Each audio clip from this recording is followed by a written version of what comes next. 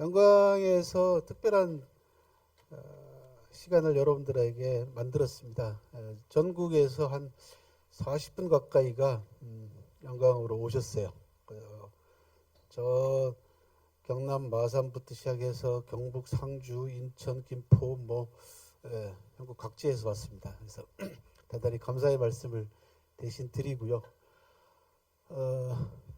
학회 분들은 지금 우리 학회 후원회장님께서 외국에 나가고 안 계세요. 그래서 가시기 전에 영광을 오셨어요. 오셔가지고 저하고 이제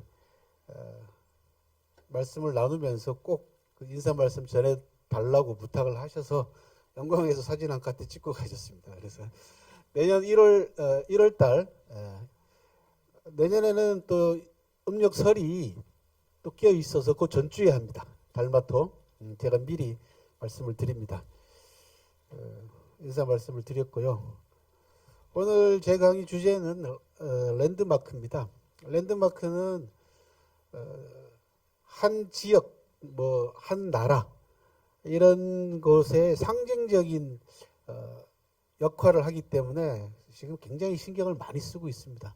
심지어는 최근에는 자기 자신의 건물을 그 지역의 랜드마크로 만들기 위해서 다양한 방법으로 건물을 홍보하고 광고하는 형태입니다. 지금 우리 한국상하천학교 후원회장님 건물입니다. 이게 성남 모란에 있는 M스퀘어라고 하는 빌딩입니다. 이게 이제 파사드라고 하는 또 파사드 미디어라고 하는 새로운 기술을 가지고 여기 전부 다 예술 작품들입니다. 화가가 그린 그림을 저 건물 전체에다가 띄워놓은 겁니다.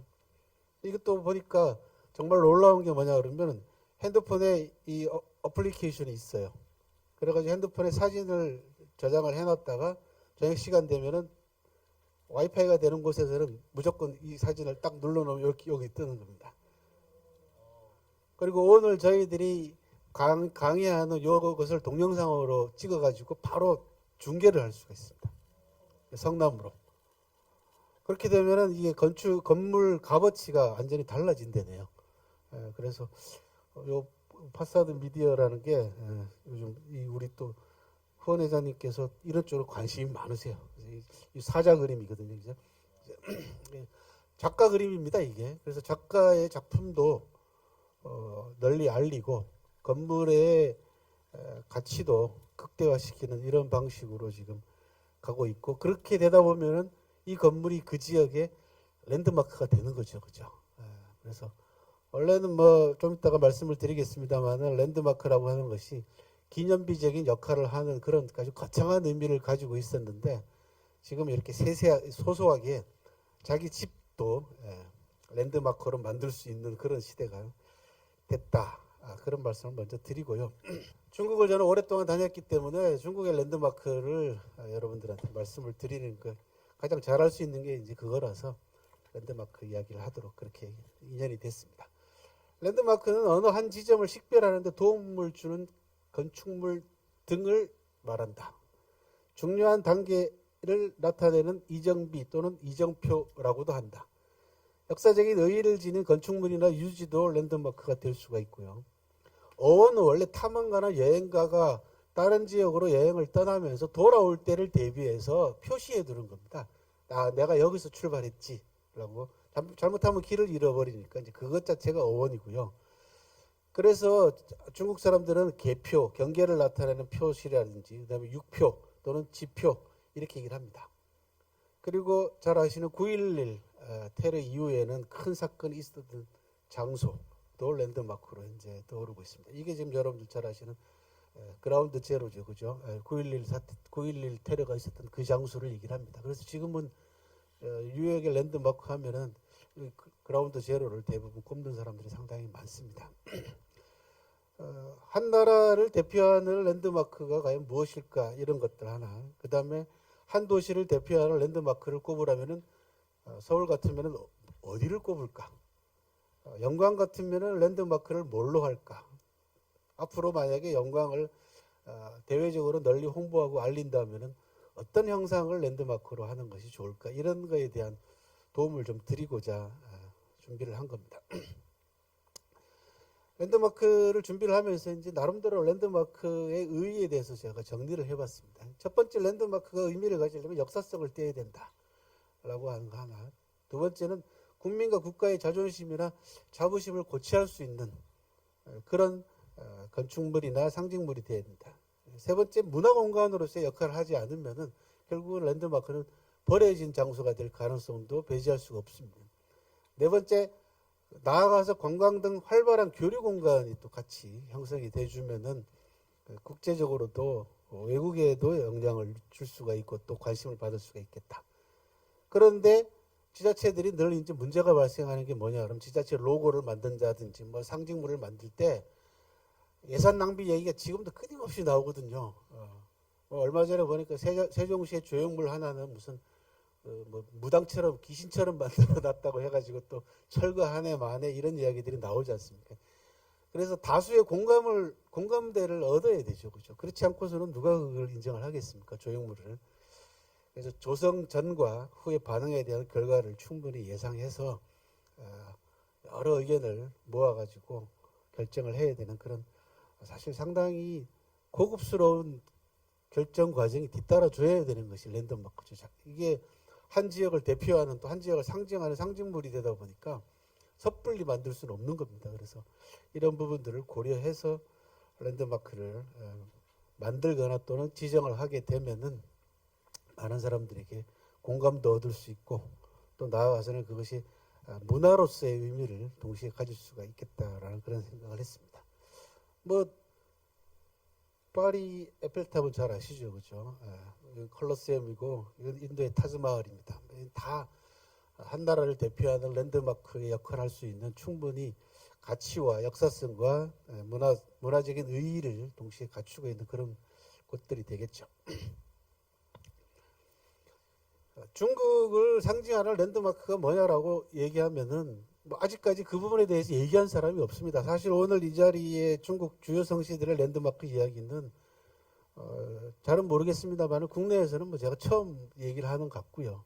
그리고 중국 내에서도 중국 사람들한테 니네들 대표하는 랜드마크가 뭐냐라고 물어보면은 각자마다 다 다를 겁니다. 그건 무슨 말씀이냐 그러면 중국이 워낙 넓은 데다가 성시들이 또 34개의 성시가 있기 때문에 또 역사적으로 다 연원이 다르고 뿌리도 다르고 기질도 다르기 때문에 각자 자기네 고장에서 내세울 수 있는 랜드마크를 다룰 수밖에 없지 않겠습니까? 자체에 대해서도 아마 의견이 일치되지 않으리라고 봅니다. 예를 들면 북경 얘기하면은 뭐 당연히 이제 천안문 광장 얘기할 겁니다. 누가 뭐라 그래도 그런 부분들. 그런데 중국 사람 전체에게 물어봤을 때 천안문 광장이 중국 전체를 대표하는 랜드마크로 누구나 공감을 얻을 수 있을 것인가? 라는 부분에 대해서는 또 고개를 갸우뚱할 수밖에 없죠. 예, 거긴 또 천안문 사태도 있었고 여러 가지 현대사의 아픈 역사도 있기 때문에 그렇고 또 지역사회 사람들은 다른 지역 사람들은 우리 고장에 있는 것이 천안문 광장보다는 훨씬 더 의미가 있다라고 얘기할 수가 있지 않겠습니까? 그래서 일단은 지역별로 나눠서 제가 생각하는 이 지역의 랜드마크 그게 어떤 의미를 가지고 있는가 이제 이 말씀을 드리도록 할게요. 공산당이 일당 독재 나라입니다. 그래서 중국 사람들한테 가장 공감을 얻을 수 있는 랜드마크를 저한테 꼽으라 그러면 내가 니네들을 대신해서 꼽는다면 연안이다. 이렇게 말씀을 드릴 겁니다. 그러면 아마 고개를 끄덕끄덕 할 걸요, 그죠? 대부분 다. 공산혁명의 성지입니다. 연안이고 중국말로 예난이라고 합니다. 장개석에게 쫓겨가지고 공산당의 지도자들과 인민들이 수말리 대장정을 합니다. 그래서 나중에 섬서성 저 꼭대기인 연안이라고 하는 곳에서 이제 기지를 틀고 혁명 과업을 계속해서 수행해 나가는 과정이죠. 그리고는 1949년 장개석을 대륙에서 내쫓고 공산당 정권을 수립하는데 이 지역이 혁명의 성지가 된 겁니다. 여기 가기 정말 힘듭니다. 다시는 버스 타고는 가지 마라. 버스 타고는 절대로 가지 마라라고 제가 권하는 곳이 여기입니다. 한 번 갔다가 거의 뭐 초죽음이 돼서 돌아왔거든요. 그만큼 길이 험합니다. 그러니까 일로 숨어 들어간 이유가 그런 데 있는 거거든요. 그래서 기차 타고 가라라고 제가 늘 말씀을 드립니다. 여기가 중국 공산혁명의 성지인 연안입니다. 모택동을 비롯해서 공산당 지도자들이 여기가 전부 다 토굴이에요. 중국말로는 요동이라고 합니다. 전부 다 황토입니다. 여기는 전부 다. 그래서 황토를 파고 들어가서 그 안에 가구를 설치하고 그러면 난방도 되고 그다음에 겨울에는 따뜻하고요. 여름에는 시원해요. 이 안에가. 그걸 요동이라고 하고 여기 요 동네에 가면은 요동 호텔이 있습니다. 그러니까 흙으로 그 황토를 파고 들어가서 만들어 놓은 호텔까지 만들어져 있을 만큼 특색이 있는 고장입니다. 여기가. 그래서 중국 공산혁명의 색깔을 얘기하면은 황토색입니다. 여기가 공산혁명의 성지인 연안이고요. 그 다음에는 이제 베이징 하면은 중국 근현대사의 현장으로서 천안문 광장과 고궁이 되겠죠. 그죠? 이제 여러분들은 자금성으로 알고 계시죠. 그죠? 중국 사람들은 1949년 이후로 자금성이란 말을 쓰지 않습니다. 왜 그러냐? 자금성은 천자를 나타내는 붉은색 자자하고 또는 뭐 보라색 계통의 자자하고 금알금자잖아요. 금지. 그러니까 여기는 황제가 사는 곳이기 때문에 아무나 못 들어가는 곳이다. 그래서 자금성이거든요. 그런데 공산혁명을 성공시키고 난 다음에 이제 이 모든 것은 전부 다 인민이 주인이잖아요. 그러니까 누구나 다 들어갈 수가 있단 말이죠. 그래서 이름을 고궁박물원으로 바꿉니다. 그러니까 박물관보다는 훨씬 넓은 곳이니까 박물원으로 바꿔서 줄여서 고궁이라고 부릅니다. 그러니까 명나라, 청나라부터 시작해가지고 중국 현대사 10월 1일 날 모택동이 천안문 광장 위에서 중화인민공화국을 선포한 날이죠. 그래서 근현대사가 연결되는 아주 뜻있는 곳입니다. 그래서 천안문 광장은 베이징의 랜드마크. 아마 거의 90% 이상은 여기를 꼽을 것 같습니다. 그래서 천안문 광장은 이렇게 이루어져 있습니다. 옛날에 자금성, 고궁을 중심으로 해서 전부 다 황성이었죠. 궁궐 성을 중심으로 해서 그 안에 지금 모주석 기념당부터 시작해서 인문영웅 기념탑, 천안문 광장 그리고 천안문 이 뒤쪽이 자금성이 되겠습니다. 그래서 근현대사를 집약적으로 한눈에 볼 수 있는 장소로서 베이징의 천안문 광장은 랜드마크로 손색이었고 아마 거의 100% 가까이 베이징의 랜드마크 하면은 자금성 천안문 광장을 꼽을 것 같습니다. 이렇게 멀리서 항공 사진으로 보면 이렇게 되어 있습니다. 비행기에서 보면은 여기가 천안문 광장부터 시작해가지고 여기 뒤쪽이 전부 다 자금성 구역이 되겠습니다. 이 앞쪽이 천안문 광장이죠. 그죠? 여기가 천안문 광장입니다. 광장이고 요 뒤쪽이 지금 고궁이 되겠습니다. 그렇게 해서 여기가 베이징의 랜드마크로 여러분들한테 첫 번째 소개를 해드렸습니다. 현재 중국이 시행하고 있는 인류 역사상 최대의 프로젝트라고 하는 1대1로라고 하는 프로젝트가 있습니다. 원벨트 원로드, 다른 말로 뉴 실크로드 프로젝트라고 합니다. 그 기점이 서안입니다. 여러분들도 많이 들어보셨던 중국에서 가장 오래된 역사 도시죠. 3000년 고도이고 11개의 왕조가 여기에 수도를 정했던, 도읍을 정했던 중국에서는 가장 유서 깊은 도시입니다. 왜 시안을 말씀을 드리냐 그러면 과거 2000년 전에 실크로드의 기점도 시안이었고 지금 현재 중국이 뉴 실크로드 프로젝트의 기점도 시안입니다. 그리고 중국의 정치 수도라고 하면 베이징을 얘기하고 되게 경제 수도 하면 샹하이를 얘기하죠. 그죠? 그래서 중국이 정치력과 경제력이 커지고 특히 경제력이 커지고 난 다음에는 세 번째 가는 부분들은 결국 문화 쪽으로 갑니다. 그래서 문화 수도로서 시안이 지금 부각이 되고 있고 아마 조만간 시안의 인구도 한 1000만 명 가까이 육박할 걸로 예상을 하고 있고 무한대로 지금 투자가 되고 있는 곳이기도 합니다. 그래서 역사와 문화가 집약되어 있는 시안, 서안은 장차 중국의 문화 수도가 될 것이다. 여기가 실크로드 기점에 여기서 이제 장안, 옛날에는 이제 장안이라고 얘기했죠. 그죠? 장안에서 상인들이 비단을 싣고 서쪽으로 가는 겁니다. 그걸 실크로드라고 합니다. 그래서 이 상인들의 석상들을 만들어 놓은 실크로드 기점의 조각상이고요. 또 하나는 이제 대안탑 주변에 들어서 있는 그 대안탑이라는 것은 서안에 있는 절 가운데에서도 가장 유서 깊은 절입니다. 당나라 시대 때 절로 여러분들도 들어보셨죠, 그죠? 서유기에 나오는 그 삼장법사, 삼장법사의 원래 모델이 현장이라고 하는 실제 인물이었습니다. 이 현장 스님이 서역에 20년 가까이 공부하러 갔다가 돌아와서 주석했던, 머물렀던 절이 대안탑입니다. 다른 말로 원래 이름은 대자은사라고 합니다.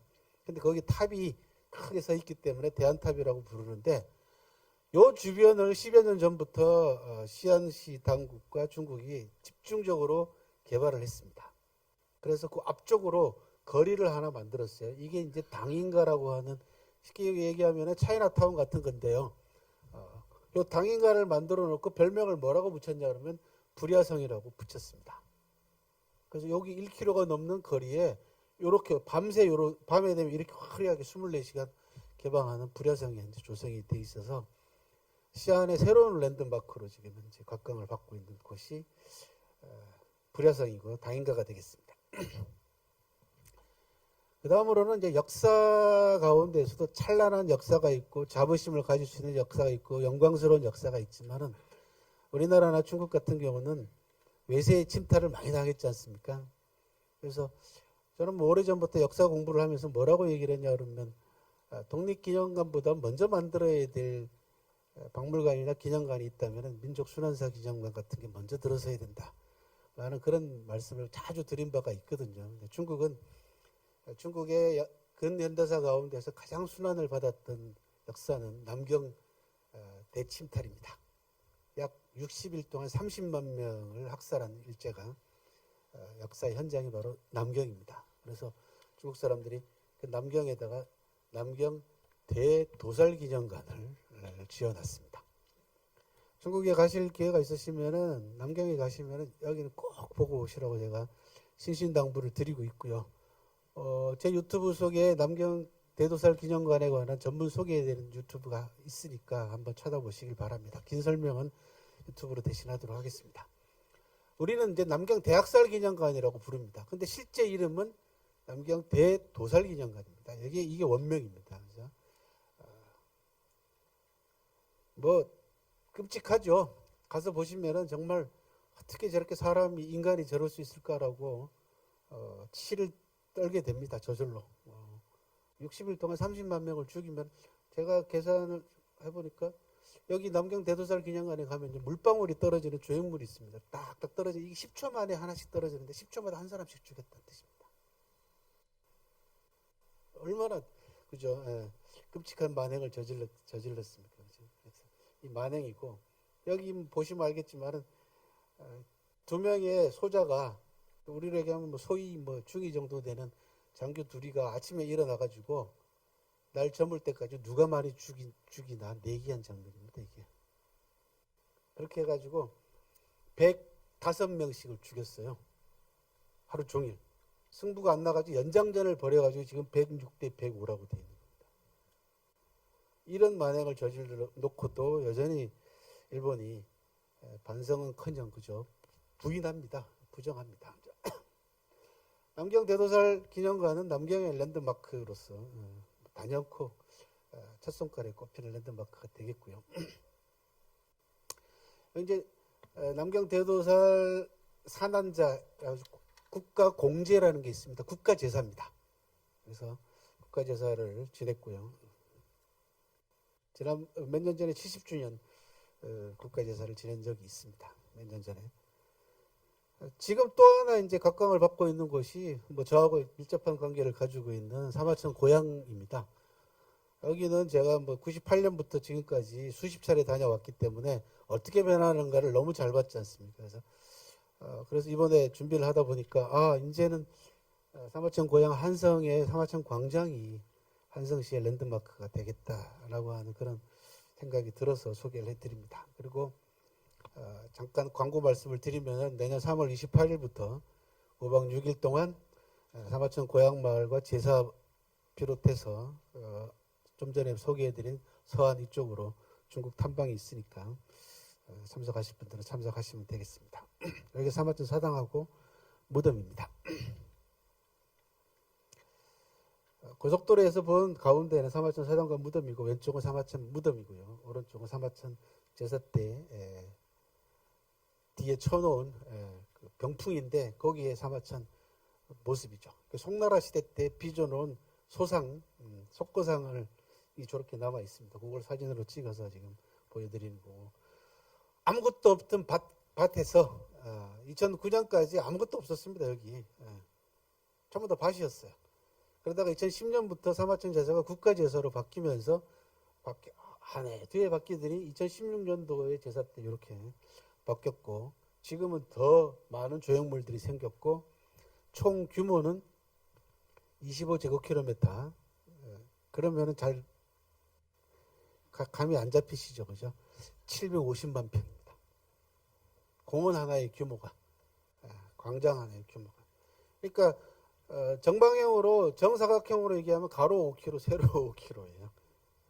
뭐 어마어마한 규모로 이제 모습이 바뀌고 있다, 그런 말씀을 드리고요. 또 하나는 도낭은 뭐 여러분들이 가보고 싶어하는 곳이죠. 제일 우리나라 분들이 제일 많이 가고 싶어하는 곳 가운데 하나입니다. 여기가 도낭의 명사산이라는 저거 비행기 타고 2001년도에 비행기 타고 찍은 겁니다.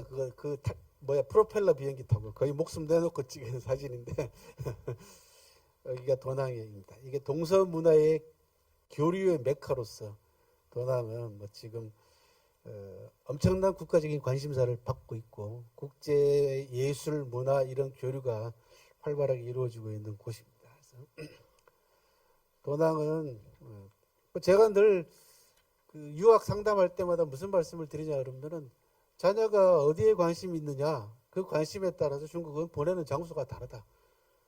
북경이나 상해로 보내는 거 아니다. 그림 예술 하고 싶으면 도낭으로 보내야지 왜 북경이나 상해로 보내냐, 그런 얘기를 늘 말씀을 드리거든요. 여기 보면은 보는 것마다 전부 다 예술품인데, 그죠? 실물인데 그것도. 그래서 오른쪽이 막고굴입니다. 그러니까 도낭 벽화와 조각상들이 수키로 이어져 있는 막고굴이고, 가운데는 여기 도낭시의 조형물입니다. 도낭시의 상징인데, 벽화에서 나온 그림을 일부 따가지고 상징물로 만들었습니다.